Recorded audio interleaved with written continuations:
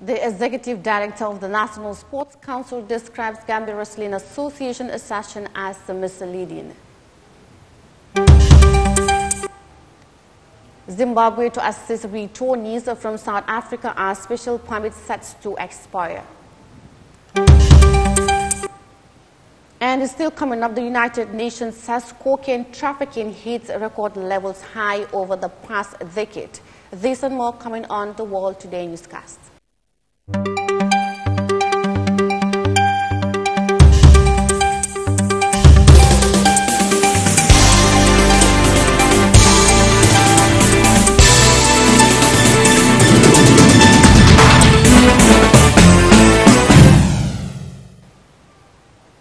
Hello, and this is the World Today newscast with me, Yahya Jammeh. Thanks for joining us, and now the news in detail.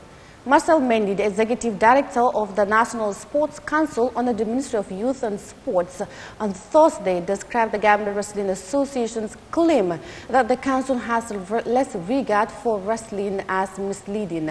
The latest scuffle between the Sports Council and the Wrestling Association came when the association accused the Council of not providing necessary or adequate resources for the wrestling team's preparation that is currently in Niger for the ECOWAS African Wrestling Championship.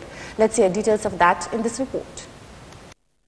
The National Sports Council is bodies overseeing all sporting associations in the Gambia, but Wrestling Association seems not to be impressed with Sport Council's conduct towards their activities. In its recent media engagement, the Gambia Wrestling Association leadership accused the National Sports Council of giving less regard to wrestling, while arguing that its association has not been receiving the required support from NSC and the Ministry of Youth and Sports under the tenure of Bakari Baji. But in a strong response to the Gambia Wrestling Association, the Executive Director of the National Sports Council, Marcel Mendy, while speaking to the media on Thursday, said the unfounded claims made by the Wrestling Association are just intended to defame not only the Sports Council, but even the Minister of Youth and Sports. Marcel Mendy gives an account of the Minister of Youth and Sports and the National Sports Council's relentless support towards wrestling development in the Gambia. However, I wish to remind him that as far as we know, all the ECOWAS Wrestling Championships that the Gambia participated in were supported by the Ministry of Youth and Sport through the National Sport Council, through the payment of allowances to members of delegations, flight tickets other than those that were bought by ECOWAS, uniforms for members of the delegation, and impress. It is interesting that the Secretary General of the Gambia Wrestling Association forgot that government through the Ministry of Youth and Sport supported a number of wrestling initiatives and athletes, including the GWA regional congresses, something that was actually their responsibility. The National Sports Council boss also described the allegations levied on them by the Wrestling Association as dishonest. Marcel Mendy explains that the reimbursement requested by the association for the transportation and refreshments of the wrestling team during their preparation is the responsibility of the association. The dishonesty manifested is beyond our imagination and still leaves us wondering as to why one will engage in such slander. Mr. Suare, ladies and gentlemen, went on to claim that the GWA should have been refunded monies used to give transport refund to the wrestlers and bought them refreshment during their training programs. It is therefore urgent to educate him on the fact that national sport associations are responsible for the day-to-day management of national teams. Therefore, it is incumbent on them to foot such bills, while the government takes responsibility for major bills such as flight tickets, hotel accommodation and feeding, allowances, amongst other things. It is overwhelmingly important for Mr. Suare and the GWA to accept the fact that the main source of funding for the association, that is the GWA, is from payment of fines and license by wrestlers. As such, those funds must be spent on the wrestlers and other related costs, and not on GWA members for events such as marriages and naming ceremonies. Mr. Mendy also indicates that the press conference conveyed by the Gambia Wrestling Association shows a lack of understanding of basic principles of their responsibilities. Speaking at the press conference, ladies and gentlemen, was the president of the GWA, Mr. Serigne Modou Faye. From his statement, it was very evident that the GWA lacked the understanding of basic principles. According to him, the Ministry of Youth and Sport through the National Sport Council didn't provide the GWA all that was budgeted for. And that was the second time, thus implying there is an agenda against the GWA. Ladies and gentlemen, every right-thinking person will agree with me that budgets are just estimates. Given this fact, and going by good practices, they are meant to be scrutinized and supported as per the availability of funds. The latest brawl between the National Sports Council and the Wrestling Association came up as the Gambian national wrestling team participates in the upcoming ECOWAS Wrestling Championship to be held from the 17th to the 19th of March 2023 in Niamey, Niger. Gambia won many individual accolades in the past, but it is still searching for the country's first winners medal group category, following a third-place finish in the 2011 edition held in Dakar. Reporting for Eyeafrica News, I am Yahya Jammeh. That was Marcel Mendy, the Executive Director of the National Sports Council, under the Minister of Youth and Sports in a counter-press conference, describing the Gambia Wrestling Association's claim that the Council has less regard for the wrestling as misleading. Now, over the past 4 months, around 178,000 Zimbabweans will be coming home from South Africa as their special Zimbabwean exception permits expire. Some of the returning citizens have said to have requested assistance in the transportation from South Africa to Zimbabwe and support in resettling back home, while others are asking for the facilitation of their items of clearance of their household items such as vehicles and equipment as they may take them back home. Now let's hear details of that in this report. 180,000 Zimbabwean nationals who migrated to South Africa at the height of an economic crisis in the 2000s were granted Zimbabwe exemption permits. The special dispensation has ended. By June, those who do not qualify for regular work and study permits will have to come back home. An intergovernmental committee is currently in South Africa to register returnees who need a soft landing. We have the Minister of Primary and Secondary Education in that committee in South Africa. In the event that some might want their kids to come to be reintegrated in schools, they will be assisted that way. We have the Ministry of Public Welfare, Social and Labour. In the event those who would want to be integrated, the ministry is responsible for that way. So we are making all the plans to make sure that nobody will be stranded. Everyone is welcome. Everyone will be assisted.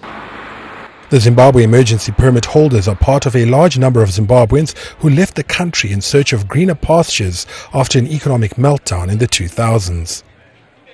The assistance that many returnees are likely to need is finding opportunities to earn a decent living. However, they may encounter the same challenges they fled from. There are no economic opportunities here, no jobs, right? And that's the critical factor which people are running away from. Unemployment is waiting for them. Formal unemployment is above 80%, it's waiting for them. Some of them, I will see them going back again, jamming the border. Though there are no official statistics, there is a large number of undocumented Zimbabweans living and working in South Africa. 178,000 Zimbabweans to be coming home from South Africa over the next 4 months as their special permits expires. Now, 2 Chinese electric cars have hit the Egyptian market in line with the government's sustainability push, but some say the expensive price tags are out of touch with the country's current economic crisis. Now, Dongfeng's E7500 Pro is now being sold by exclusive distributor Maz Helwan Automotive for the price of 897,000 Egyptian pounds, which is equivalent to $29,300.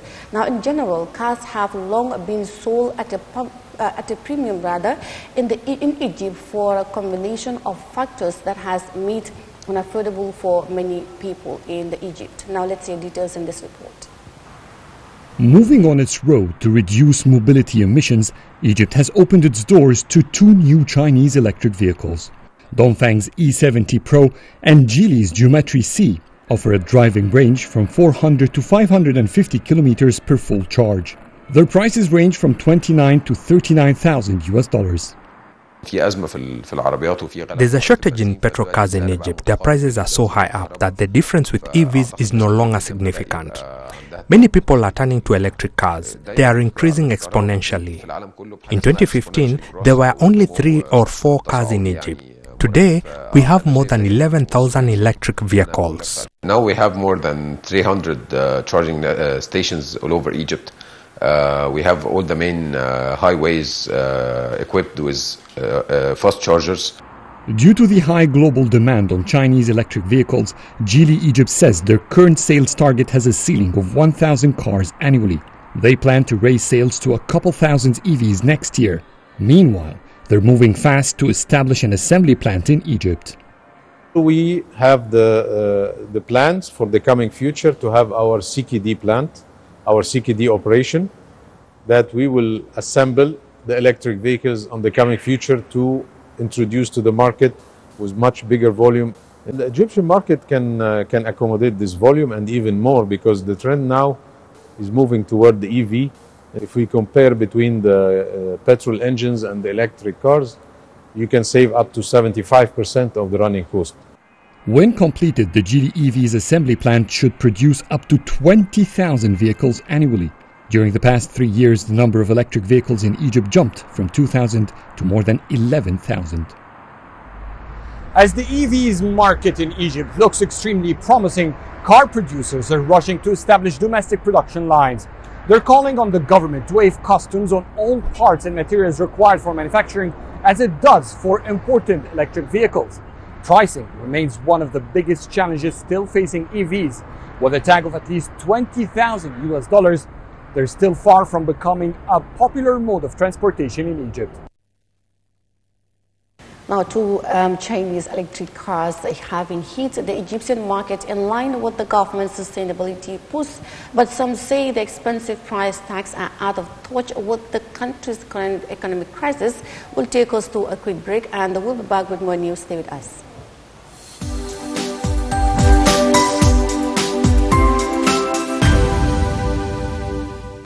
Africa Global is the first and biggest private estate developer in the Gambia and present in 7 other African countries. We take pride in leading innovation in all spheres of real estate sector in the Gambia and beyond. As such, we are launching the development of the first smart and modern office and retail towers in the Gambia called TAF Twins. The TAF Twins is located in the heart of the Kanifing institutional area and 10 minutes drive away from Banjul. TAF Twins is designed to have 5 floors of office spaces ranging from 50 square meters to over 1,000 square meters with 2 elevators, central air conditioning, 24 hours electricity and water supply, with the ground floor reserved for banking, supermarket, restaurant and coffee shop. For your bookings and reservations, please call now on 376-2333 or 776-2333. Thank you.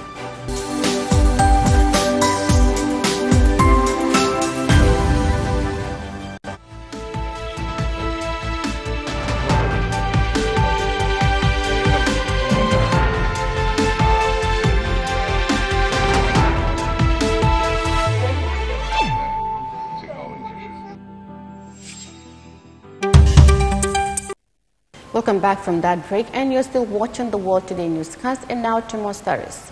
The first ever global report on cocaine released by the United Nations Office of Drugs and Crime shows that global cocaine supply has reached a record high. The supply sought materials is steep growth in the demand, with many regions showing a steady rise on cocaine users over the past decade. Moses Imende has the rest of that in this report. Cocaine trafficking surges as criminal networks now diversify with alarming results alongside record levels of production. The report indicates how cocaine cultivation soared 35% from 2020 to 2021, a record high and the sharpest year-to-year increase since 2016. The UN Secretary General's spokesperson, Dujarric, says demand for cocaine have also augmented.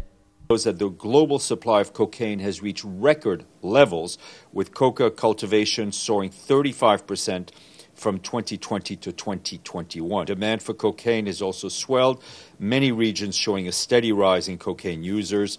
The report warns that while the cocaine market remains quite concentrated in the Americas and parts of Europe, there's strong potential for expansion in Africa and Asia.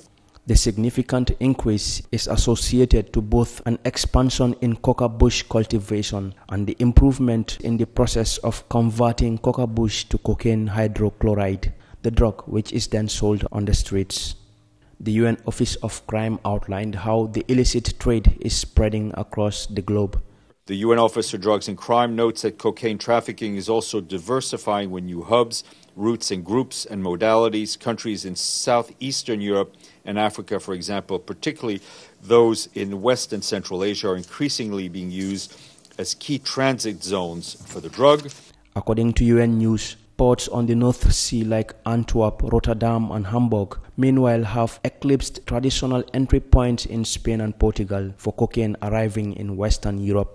Traffickers are also diversifying their routes in Central America by sending more and more cocaine to Europe, in addition to North America. It said seizures and arrests have also skyrocketed, while interceptions of cocaine shipments by law enforcement around the world record seizures reaching a record high of nearly 2,000 tons in 2021. For Eyeafrica News, I am Moses Imende. The first ever global report on cocaine released by the United Nations Office of Drugs and Crime shows that a global cocaine supply has reached a record high. Now, Uganda said on Thursday it expects to start generating at least 1,000 megawatt from nuclear power by 2031 as it moves to diversify its source of electricity and accelerate the energy transition, a key part of the climate change response. Now, Uganda has, uranium deposits, and the President Yoweri Museveni has said his government was keen to exploit them for potential nuclear energy development. Details of that in this report.